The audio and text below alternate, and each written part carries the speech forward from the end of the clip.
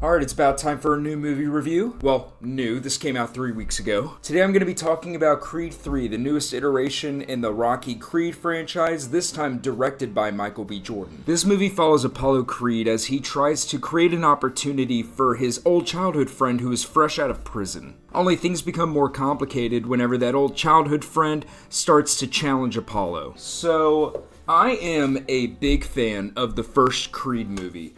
It's one of the few movies I own on physical media right now. I've loved that movie since it first came out. Now, even though I love the first Creed, I never got around to seeing Creed 2. I don't know what it was. I guess there was just nothing with the marketing that I really cared all that much about. I haven't seen every movie in the Rocky franchise, so I didn't really know Drago all that much, except I did know who the character was. And in Creed 2, it was Drago's son. So for me, I didn't really care that much to watch it. Although I was intrigued by Creed 3, not just because I love the first Creed movie, but because it is the first movie being directed by Michael B. Jordan. Along with the fact that Jonathan Majors was playing basically the antagonist of the movie. Now, I want to be quick and to the point with all of this, so I'm going to get into some of my main topics here, and I feel like it's perfect to go ahead and kick off with the fact that Jonathan Majors is amazing. He is an incredible actor. This is now the third movie that I have seen him in this year where he has been remarkably good. This guy as a performer is just so dynamic. He can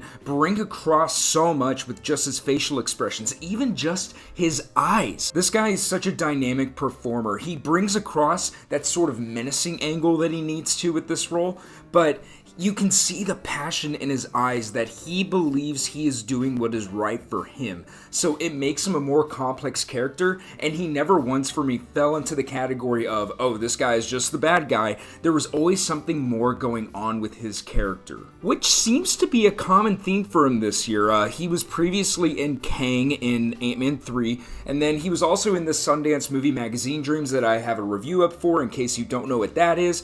But in both of those movies, he's playing someone that truly believes that he is in the right and this is his righteous path. You know, he is the hero in his own story. And in this one, he truly feels wronged by what Apollo Creed has done to him, I guess, in the past, without getting into spoilers. But whenever he wants to be menacing, he absolutely pulls it off. Jonathan Majors is one of the most exciting actors in Hollywood. After this run he's been on so far this year, I mean, we're through the first 3 months of 2023. After this run that he has been on, I don't see any reason why he can't be the next big movie star. I want to see this guy competing for Oscars in the future. And I think he's going to get there. Honestly, I do. He is so unique with the way that he approaches these characters. I want to see him in a full-on protagonist kind of a role. You could argue that that was the case for Magazine Dreams, but he was kind of an anti-hero. And then I haven't seen the movie Devotion that he was in last year, but after seeing these last 3 movies that he's been in, I need to make that higher on my list of priorities. So then, with Jonathan Majors out of the way, let's get into Michael B. Jordan. This movie very much feels like the culmination of everything that he has worked on so far in his career. You know, you see that in his performance. He's very good in the movie, but then you also see that in his direction. Things that he's taken from directors that he's worked with throughout his career. I saw a lot of influences from Ryan Coogler in this movie, but he also did it in his own way. He didn't make a boxing movie that we've seen a million times before. What I really loved was whenever he swung for the fences and tried to approach some of these fight scenes differently. You know, spoiler, Apollo Creed and his old childhood friend Damien, they have a fight at the end. I'm sure anyone that's seen the trailer can kind of come up with that. But the thematic elements that they went with to show that fight scene that deviated from the first Creed, where it was ultra realistic, looked like a Showtime boxing event, the ways that they deviated from that, I actually loved. And it was a huge risk, but Michael B. Jordan pulled it off. The one area that I could see him needing to improve on with his second feature, because after the way this thing is performed and how good it is, he's going to get another opportunity in the near future. The one thing that I could see him improving on is the pacing of the movie, because unfortunately, this movie feels a little slow at times. You know, it takes a while to get to Damien, that's the antagonist's name, Damien's first fight, really, or whenever he's finally in the gym. It takes a while to get there, and I understand they are doing valuable work with Apollo and his family, but it got to a point where I started to feel the runtime a little bit. And then, I mean, what's a Rocky Creed movie without a great training montage? I mean, come on, I need something to give me motivation at 3 o'clock in the morning. With the pacing of this movie having been what it was in the first half, I would have understood if they took a little bit longer to get him back into boxing shape, but it felt like it happened pretty fast. Like, the studio had a mandate that you gotta get the movie within this runtime, and so Michael B. Jordan decided to make the family element more of a priority over him training for a big fight. I don't know if that's what happened, obviously, but it was noticeable that there were some pacing issues in this movie that didn't kill the movie. I still really enjoy it. But it's something that he can clean up on in his next film. But overall, I'm extremely positive on the work that Michael B. Jordan did in this movie, both as an actor and as a director. I love seeing his anime influences there on the screen with how Apollo Creed approaches the fights. I'm not a big anime guy myself, but it was very apparent that this guy, he took things that he has learned from his career and taken his influences and put it into this movie. Didn't just make a clean-cut boxing movie, he made it his own. All power to him. I can't wait to see what he does next. I really like how they approached the fight scenes in this movie as well, particularly how they handled the Creed-Damien fight there at the end of the movie. Up to that point, they did a great job of showing us how deep those ties go with those two characters and how much emotion was packed into every single punch of that fight. I actually think with my issues on the pacing of the movie, they did a great job of showing us the background of those two characters. So by the time we got to the fight where they're finally going blow for blow, it really was emotionally resonant. And then also I alluded to it with Michael B. Jordan and how he approached this movie using his past influences. They just simply shot the fights differently, which I applaud. If you're gonna be on the third iteration of a boxing franchise with this main character, you need to mix things up. You gotta keep things fresh. You can't give us the same thing over and over and over, and that's absolutely what they didn't do. And it was a huge risk to do it that way. They were not guaranteed that people were going to resonate with how the fight scenes were shot.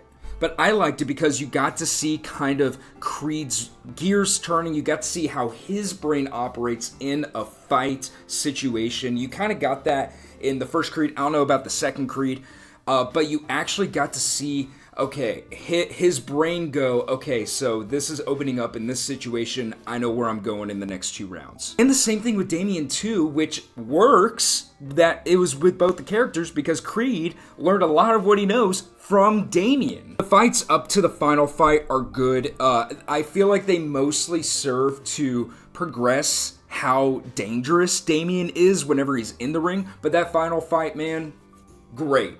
Love it. Favorite fight in the Creed franchise so far. Granted, I haven't seen the second Creed, but out of the 2 Creed movies that I've seen, it's my favorite one. It's a great fight scene whenever it means more than just what's going on. You know, you've been following these characters throughout the movie. You know what this means to both of them, and it emotionally hit me. And then that's a decent transition to something else that I liked, and it was the themes that Michael B. Jordan brought forth in this film, particularly 2 that I really enjoyed, which was hurt people, and then kind of how what happens in your past impacts your parenting. I don't want to get too deep into spoilers here, but part of why Damien ended up going to prison for that long of time is because of him and Apollo kind of enacting revenge on someone who had wronged them in the past. You know, someone who is clearly in the wrong. It doesn't make what they did okay by any means, but you kind of see the pattern of this guy hurt them, they hurt him back, and now they are paying the consequences, or Damien is. And now Damien is taking that hurt and flipping it onto Apollo in this film. And it really landed for me. I understood the tragedy of, okay, I see that Damien and Apollo did something wrong in their past, but it doesn't make what happened to Damien okay. I think Apollo Creed said it best in this movie whenever he was talking about the situation with his wife, in that him and Damien, they weren't saints, but they did not deserve what happened to them whenever they were kids. And now as a result, Damien is a very hurt adult, and Apollo is still recovering from that trauma of what happened to him. And then that trauma is then impacting how he parents his daughter. His daughter's getting into trouble in school. He feels like he needs to teach her to fight. And I would like to see them explore in a Creed 4 kind of the dichotomy of that in the sense of it's important for her to be able to protect herself, but what's going to happen whenever she gets into a fight and someone gets seriously hurt because her dad is the world champion or has been the world champion. I would love to see that theme brought forth in another Creed movie, and I thought that it was really, really well done in this film as well. Now, I wanted to save this last bullet point for the end of the video, and it's addressing the fact that Rocky or Sylvester Stallone is not in this movie. And to be perfectly honest, through the first 40 minutes, I didn't even notice. This really did feel like Michael B. Jordan's vehicle. It felt like a Creed movie first and foremost. However, whenever we get into certain sections of this movie where Creed has to train, or, you know, he's looking for guidance from a mentor in certain spots, or I don't want to get into too spoilery details, but there are certain situations where it would make sense just with the story for Sly to be there or for Rocky to be there, and he just isn't. And it is apparent that the reason why he's not there is because of behind the scenes bullcrap. And it really stinks because it would have been awesome to see Rocky train Creed here. I guess the trainer that they have in the movie, that actor had the ability to step up, and I thought that he was good in the movie. But I thought that there was a clear opening for Rocky in the film. It didn't ruin the film by any means, but it's noticeable, you know? You notice it if you've watched the Rocky franchise. If you have watched the Creed movies up to this point, you know that the character of Rocky would be there for Apollo in these moments. I just realized I've been calling him Apollo the entire movie. Adonis Creed, good God. Well, that sucks. I'm not reshooting the video, so you guys are gonna have to deal with it. And what's really most tragic is, I'm not gonna get into all the specifics of the behind the scenes drama, but I don't know if that relationship is gonna be able to be repaired for future Creed, Rocky movies, whatever. And that's really unfortunate. I hate whenever behind the scenes stuff like that, you know, actors bickering impact the product that we get as consumers. Now, I guess I shouldn't say actors bickering. I don't know what the situation is, but I know that there's a lot of bad blood there. I really do hope that it's able to be figured out by the time of Creed 4 or maybe even a Creed 5 come out, because I would love to see Sylvester Stallone step back into the ring, I guess, as Rocky. Maybe not as a fighter, but I would love to see Rocky reappear in these movies because in certain parts, it was noticeable that he wasn't there. Overall, this is a really solid boxing movie. It's a very different way that they approached it in certain parts, particularly the fight scenes. I thought it was a great debut for Michael B. Jordan as a director and another great notch on his belt as an actor. Judging by how successful this movie's been so far, it's the highest grossing Creed movie through 3 weeks. It's already outgrossed the other two. We're going to get more Creed movies if Michael B. Jordan wants them, and I'm here for it. So that's what I got to say about Creed 3. Thank you guys so much for watching the video up to this point. If you've seen Creed 3, let me know what you thought about it down in the comments. If you liked this video, be sure to leave a like. It really helps out the channel. And subscribe for more. See you next time.